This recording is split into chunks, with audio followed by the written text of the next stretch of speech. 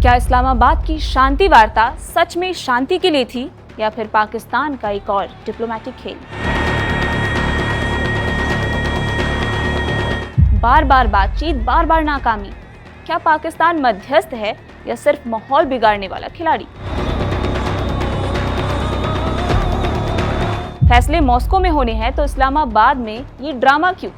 क्या पाकिस्तान सिर्फ एक शो पीस बनकर रह गया है? ईरान अमेरिका टकराव में पाकिस्तान की एंट्री, समाधान की कोशिश या फिर एक और असफल प्रयोग? इस्लामाबाद की सरजमी एक बार फिर शांति वार्ता के नाम पर कूटनीतिक ड्रामे का मंच बन गई, लेकिन नतीजा जीरो। जहां दुनिया जंग रोकने की कोशिश कर रही है, वहीं पाकिस्तान फिर वही पुराना रोल निभाता दिखा, बीच बचाव का दावा, लेकिन नतीजा उल्टा। अब्बास अरागची की अमेरिका से बातचीत अटक गई और अब सारी उम्मीदें मॉस्को की ओर मुड़ चुकी हैं, जहां व्लादिमीर पुतिन से मुलाकात होने जा रही है। लेकिन सवाल बड़ा है, क्या पाकिस्तान सच में शांति चाहता है या सिर्फ अपनी डिप्लोमेटिक दुकान चलाने में लगा है? 24 घंटे में 2 बार इस्लामाबाद पहुंचना, सेना प्रमुख आसिम मुनीर से मुलाकात करना और फिर कोई ठोस नतीजा नहीं, ये दिखाता है कि असली गेम कहीं और चल रहा है। इधर डोनाल्ड ट्रंप फोन पर बात की बात करते हैं, उधर जमीनी हकीकत यह है कि हॉर्मुज स्ट्रेट लगभग बंद है, दुनिया की अर्थव्यवस्था हिल चुकी है और हजारों जानें जा चुकी हैं। अब निगाहें रशा पर हैं, लेकिन पाकिस्तान की भूमिका फिर सवालों के घेरे में है कि क्या वो समाधान का हिस्सा है या समस्या का। पश्चिमी एशिया में जारी तनाव अब एक ऐसे मोड़ पर पहुंच चुका है जहां हर कूटनीतिक कदम बेहद अहम है। अब्बास अरागची का हालिया दौरा इसी बड़ी रणनीति का एक हिस्सा है, लेकिन इस पूरी कहानी में पाकिस्तान की भूमिका एक बार फिर विवादों में घिरती नजर आ रही है। इस्लामाबाद में शांति वार्ता की कोशिशें जिस तरह नाकाम हुई, उसने पाकिस्तान की कूटनीतिक क्षमता पर सवाल खड़े कर दिए। अरागची का 24 घंटे में 2 बार पाकिस्तान जाना, वहां प्रधानमंत्री शहबाज शरीफ और सेना प्रमुख आसिम मुनीर से मिलना, ये सब दिखाता है कि पाकिस्तान खुद को एक केंद्रीय मध्यस्थ के रूप में पेश करना चाहता है। लेकिन असली समस्या यही है, पाकिस्तान की विश्वसनीयता। एक तरफ वो मध्यस्थ बनने का दावा करता है और दूसरी तरफ उसकी अपनी क्षेत्रीय नीतियां और अतीत का रिकॉर्ड उसे संदेह के घेरे में खड़ा कर देता है। ईरान की जो रणनीति है वो मल्टी लेयर डिप्लोमेसी की है। ईरान इस पूरे संकट को सिर्फ एक मोर्चे से नहीं देख रहा। इस्लामाबाद के बाद ओमान और फिर मॉस्को, ये दिखाता है कि तेहरान हर बड़े खिलाड़ी को अपने पक्ष में करने की कोशिश कर रहा है। ओमान में सुल्तान हैथम बिन तारिक से बातचीत हॉर्मुज जलडमरू मध्य की सुरक्षा पर केंद्रित थी। ये वही जलमार्ग है जिससे दुनिया का एक बहुत बड़ा हिस्सा तेल और गैस का सप्लाई करता है। ईरान का मकसद साफ है, अमेरिका की नाकाबंदी खत्म करना, क्षेत्रीय समर्थन जुटाना और युद्ध को अपनी शर्तों पर खत्म करना। यहाँ पर रशिया असली गेम चेंजर साबित हो सकता है। ऐसे में सबसे बड़ी उम्मीद मॉस्को से ही जुड़ी है।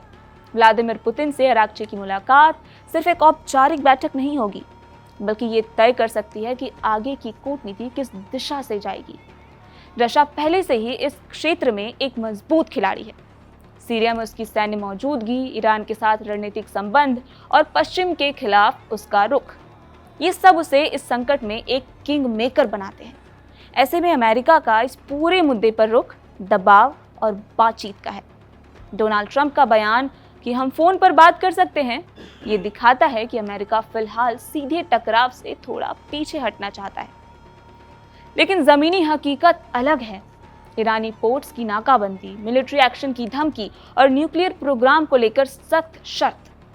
अमेरिका की सबसे बड़ी चिंता है ईरान का न्यूक्लियर प्रोग्राम। यूएन एजेंसी के मुताबिक ईरान के पास 60% तक एनरिच्ड 440 किलोग्राम यूरेनियम है, जो हथियार स्तर से बस एक कदम दूर है।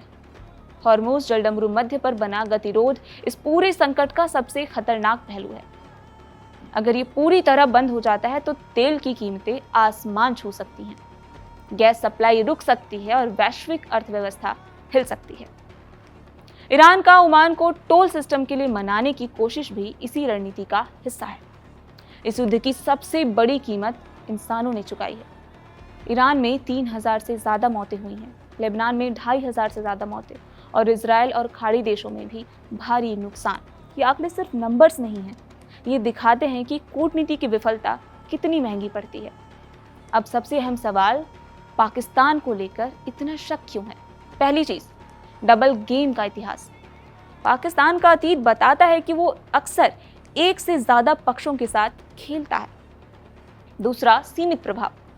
भले वो खुद को मध्यस्थ बताए, लेकिन उसके पास असली प्रभाव कम है। तीसरा, विश्वसनीयता का संकट। अंतर्राष्ट्रीय स्तर पर उसकी छवि अब भी पूरी तरीके से भरोसेमंद नहीं है। इस पूरे संकट में 3 बड़े खिलाड़ी उभर कर सामने आते हैं, ईरान, अमेरिका और रशिया। पाकिस्तान खुद को इस खेल में शामिल करने की कोशिश जरूर कर रहा है, लेकिन उसकी भूमिका अभी भी संदिग्ध और सीमित नजर आती है। अब असली नजरें मॉस्को पर हैं। क्या व्लादिमीर पुतिन इस संकट को सुलझा पाएंगे या फिर ये युद्ध और गहरा जाएगा? एक बात साफ है, इस बार सिर्फ बयानबाजी नहीं बल्कि ठोस कूटनीति ही दुनिया को बचा सकती है।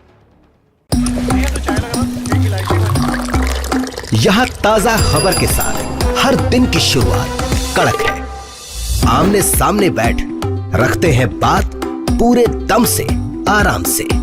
चर्चा होती है बेधड़क। यहाँ किस्से कहानियों में बोल सरल और अंदाज बेहद कड़क मिलता है। जीने में एक तेवर है जो आता है सही ज्ञान, जानकारी और उससे कमाई कड़क नोट से। इधर मौके पर चौका नहीं, छक्का लगा जलवा दिखाते हैं। कड़क क्रिकेट से अपने रोमांच को जो बढ़ाते हैं। यहाँ की हर बात का मिजाज एक है, मिजाज कड़क। आपका अपना YouTube चैनल कड़क लाइव बेधड़क।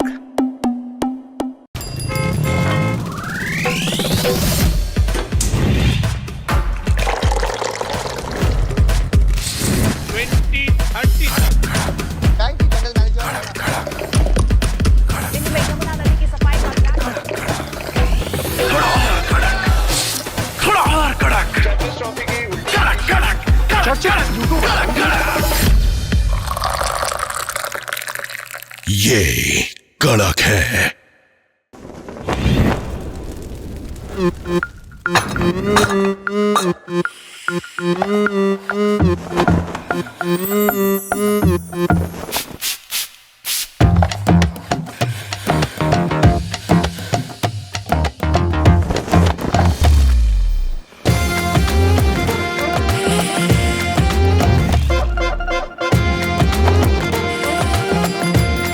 ये कड़क है।